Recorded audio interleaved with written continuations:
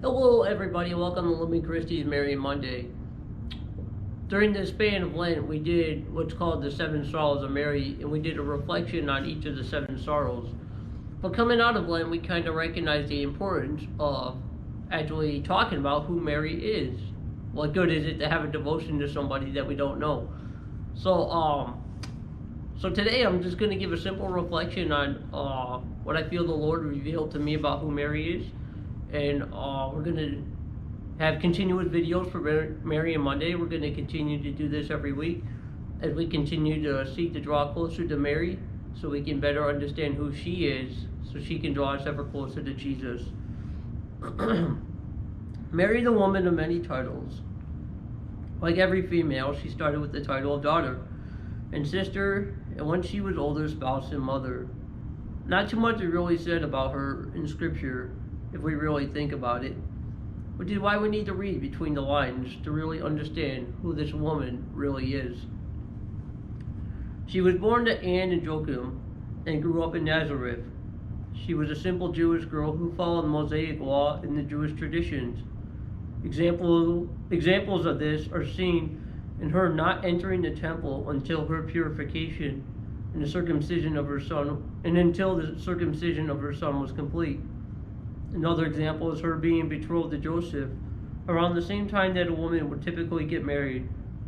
And of course, her simple obedience of living as a woman of the time and going to the temple every year in Jerusalem. These are just some of the small things we can recognize, but there's so much more.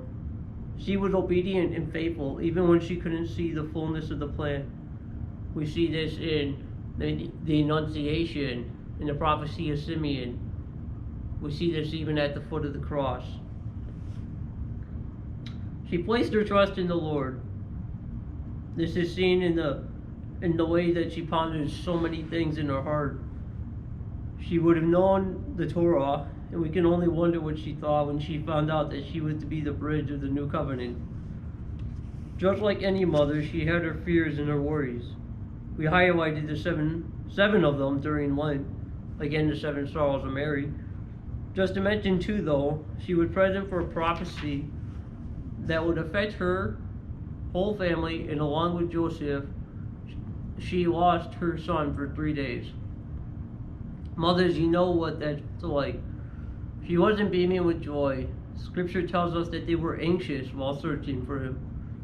She has human emotions like any mother, as she saw her son perform his first miracle. What joy that must have brought her, but what agony she must have suffered when all his friends, but one, left him during his passion. What agony she must have suffered watching her son die on the cross. Mary is human, and she indeed is a mother, and she knows what it's like to endure these trials, but she also knew the way to move forward was to keep her trust in her eyes on the Lord. Many things can be said and debated about Mary, but one thing cannot be debated. And that one thing is that she is a mother, and she is the mother of a king. This is important, but to understand it, we need to understand the Old Testament. We see that the mother played an important role in that she wasn't just the mother of the king, but she was the queen.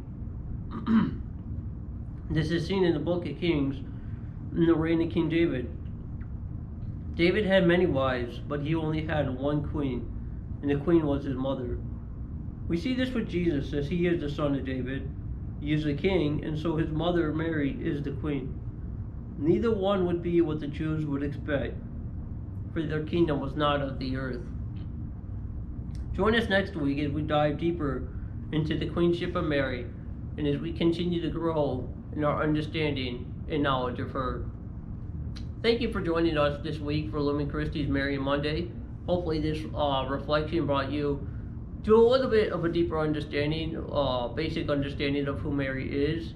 I feel like the Lord is calling us to do something even bigger and greater in regards to this. So keep your eyes open, and hopefully what the Lord has for us, He'll bring to great fruit.